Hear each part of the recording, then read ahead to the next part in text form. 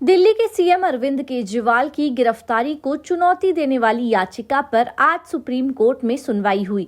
Justice Sanjeev Khanna और justice Dipankar Datta की पीठ ने केजरीवाल की याचिका पर सुनवाई की।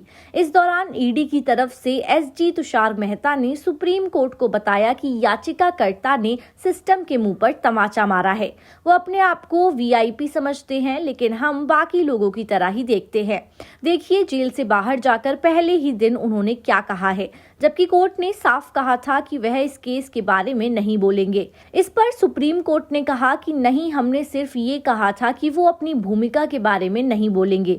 इस पर एसजी तुषार मेहता ने कहा कि केजरीवाल कहते हैं कि झाड़ू को अगर वोट दोगे तो मुझे जेल नहीं जाना पड़ेगा, और अगर इस याचिका को अदालत स्वीकार करती है तो ये एक परंपरा बन जाएगी। इस याचिका की योग्यता पर पहले पक्ष रखेंगे।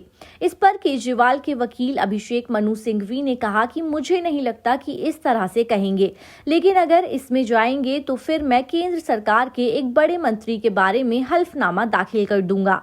सुप्रीम कोर्ट ने कहा कि ये उनका एजम्पशन हो सकता है, हमें नहीं पता, जो हमें सही लगा वो बोला है। हमारा आदेश साफ था कि हम किसी के लिए अपवाद नहीं बना रहे।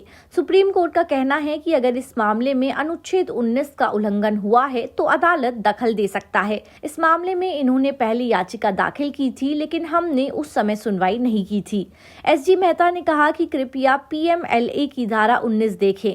ये धारा 482 के साथ पढ़े गए अनुच्छेद 227 के तहत एक याचिका है, और मेरी कोशिश यही होगी कि हर कोई इस याचिका का सहारा नहीं ले सके, और अगर इस पर विचार किया गया और ऐसी कई याचिकाएं दायर होंगी। हालांकि केजरीवाल के बयान वाले मुद्दे पर जस्टिस संजीव खन्ना ने कहा कि हम इस मसले पर नहीं जाएंगे।